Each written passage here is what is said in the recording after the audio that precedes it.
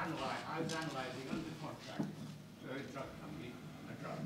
I demonstrated that there was no significant difference between the drug and the placebo. In other words, I couldn't dismiss the null hypothesis.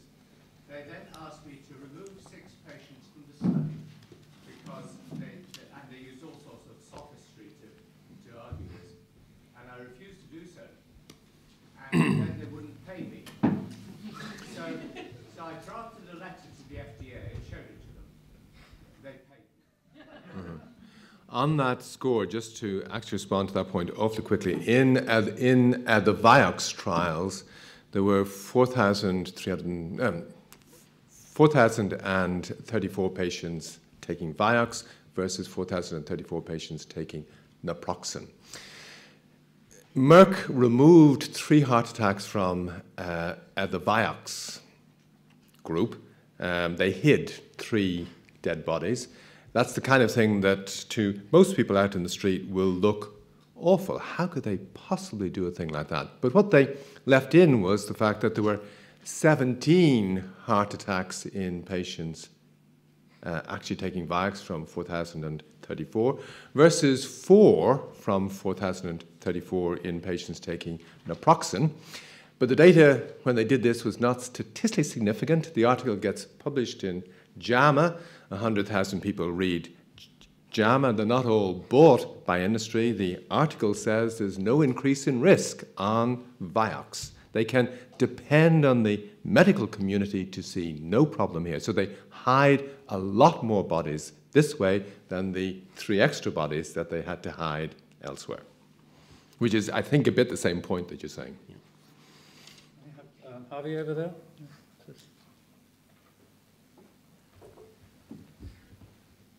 Yeah, your question about monitoring adverse side effects, for example, after drug release, is an interesting one. And as I understand it, there are systems, certainly in the US, for doing this, formal systems for reporting adverse side effects of drugs after they're released for marketing. And in a sense, you could argue that that's one solution. The problem is, of course, it may be too late in many cases that these effects exist. So I think one of the really important issues, and I'd be interested in your views about this, is that clinical trials generally are designed to have power in terms of significance tests to detect a particular effect of a drug. They're not designed to pick up side effects, okay, which tend to have, they're less frequent. And so drug trials, for example, may be stopped when you can demonstrate that its actual effect has reached some level of significance. There's all sorts of procedures for doing that. But of course, that doesn't take any account of the fact that the side effects, for example, if the drug had gone on to completion, if the trial had gone on to completion, might have shown up. So the issue is, I think, a really serious issue of how you balance the design of a clinical trial to pick up, to have the power to pick up potential side effects as well as to pick up the intended effect of a drug. And I think that's the key scientific issue here. No, I don't think so. I think that's the way the debate has gone. I'm trying to change the debate. And the issue is more this. Companies will ensure the trials are powered so that the problems on treatment don't become statistically significant. Until they become statistically significant, they argue they aren't happening. What we need to do is to get back and educate people, say if there is an increased frequency of a particular problem happening on a drug, even if it's not statistically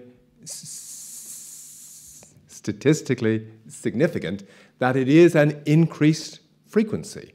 To say it's not happening is psychotic.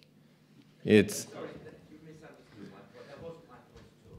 Well, let me go back, but I was going to go back though, but we do trials, long before the phase 4 trials, we do actually potentially much better trials, which are the phase 1 trials, where things like this, the adverse events on drugs, can come out very, very clearly. And often, as I hope I've indicated with the instance of the phase 1 trial that I referred to, you don't need tests of statistical significance to bring out just what's happening. Could we bring back Harvey onto the clarification of his point before we... Do you want to come back on that, Harvey, or not? Yeah, I mean, there are two issues here. One is you're absolutely right. I mean, you know, the use of significant tests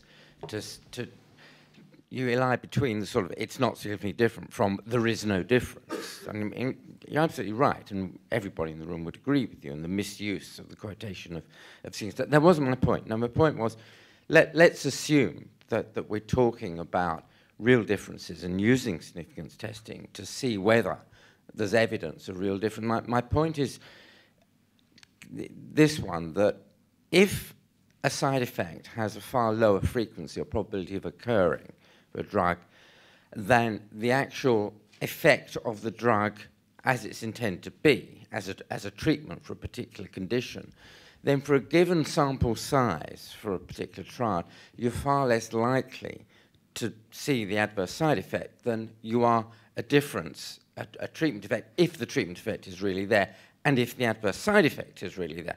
That's why we have post-marketing surveillance systems, and they are one kind of answer. My point was, they're too late. They're not a satisfactory answer to that. So the scientific issue is how do you balance, okay, if you like, on technical terms, the power calculations with respect to adverse side effects, which need a much larger sample size, when the power calculations to do with the effect of treatment, the treatment effect, if it's a real effect. Harvey, okay, but how about this?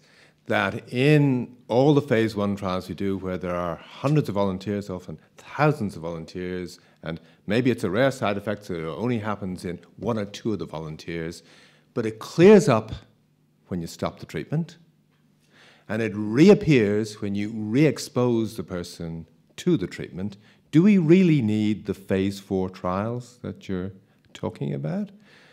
Do we not need to get more like a metric where, I mean, we used to have a world where if it happened on the treatment and cleared up when you stopped the treatment, even if it was rare, and reappeared when you got re-exposed to the treatment, that was conclusive evidence the drug was causing the problem. We now seem to be in a world where we've got to compete with statistical significance tests. That's why I'm saying we need a metric of if we've got good observations, how many good observations do we need to make these observations credible? Can we... So before we get on to the next thing, I think that one other comment to make about that, I think also relates to the relevance of clinical trials in the first place in terms of what patients they study. So if you look, what I'm saying is it's much more than an issue of power. So if you look at the osteoporosis arena, for example, that I'm interested in, if you look at patients with osteoporosis that are actually treated with osteoporosis drugs in clinical practice, only about 1 in 5 or 1 in 10 of those patients would have been eligible to have been recruited into the clinical trials in the first place. Only about 80% of patients who we see in the clinics who we put on these drugs wouldn't have actually been eligible to go into these clinical trials. And probably even more than that don't get in because the sorts of people that you see in clinics aren't the sorts of people who want to go into these clinical trials anyway. And if you look at side effects of osteoporosis drugs like osteonecrosis of the jaw, those side effects have in fact been very uncommon in the clinical trials. And I suspect that's not a power problem. Even if you made the trials much bigger and powered the trials to see those sorts of side effects, you wouldn't be seeing them because the sorts of patients that experience those side effects are actually not the patients who are going into the clinical trials in the first place. Yeah, there's that issue as well. It's an additional issue. I agree. over here. And David? Oh, sorry, okay. In front, yeah, in front. You direct. The person in front. I really appreciated things that both of you said. In terms of fraud, having had to work with Malcolm Pierce, the first doctor to be struck off for fraud, the American Journal of Obs and Gynae and others, they want good news. Yeah. And deception often gets away because there's a hunger for good news, especially for things like ectopic pregnancy, where there are lots of desperate women who have very little hope. But something that David said struck an even deeper note, having also worked in mental health. And that is it came with your French evident. It was another way of expressing the evident. The thoughtful, that's it, the thoughtful. This is a trial that David Brandon, the late David Brandon and I wanted to do, could never get off the ground, based on both of us knowing the old county hospitals in the 70s and 80s. The number one reason for being compulsorily admitted to a psychiatric hospital in Britain, across most of these institutions, being locked up, all sorts of loss of freedom, lots of expense, because they made up 90% of the cost of the mental health service, was to prevent suicide. Very clear objective, prevent suicide. If you were locked up and well observed by the nurses 24 hours a day, for the month or two you were locked up, you probably didn't kill yourself in the period of observation. But what anyone who knew the services and the patients knew was that within a month of your leaving the institution, you were very likely to kill yourself. In fact, the patients kept coming back to kill themselves in proximity to the hospital. And when I worked at the Maudsley, I can assure you the railway line near the Maudsley was a very good place for ex-patients to come and kill themselves, and the same at Fulbourn. In terms of thoughtfulness, the system just worked, according to David and myself, to allow you to predict the timing of the suicide. He was very good at predicting that this patient will kill themselves on such and such a date. How do we get that thoughtfulness into these very controversial areas of evaluation? Do you want to respond to that? I mean, I think we're in a world where we used to do medicine and controlled trials and a range of other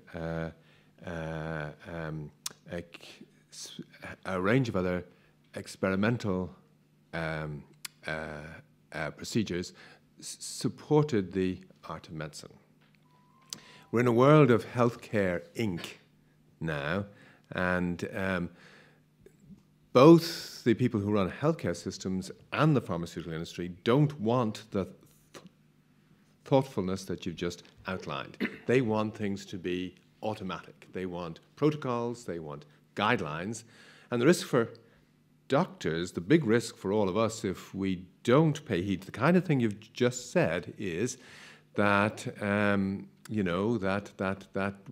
if we're the kind of people who are too thoughtful and don't keep to the guidelines and keep to the protocols, well, actually, there's a lot cheaper people to prescribe drugs these days who will keep to the guidelines and the protocols: nurses, clinical psychologists, pharmacists. So I believe we need to get a lot more thoughtful. In terms of when the risks of people becoming suicidal on the antidepressants blew up first, the American Psychiatric Association came out with a statement that the APA believes that antidepressants save lives.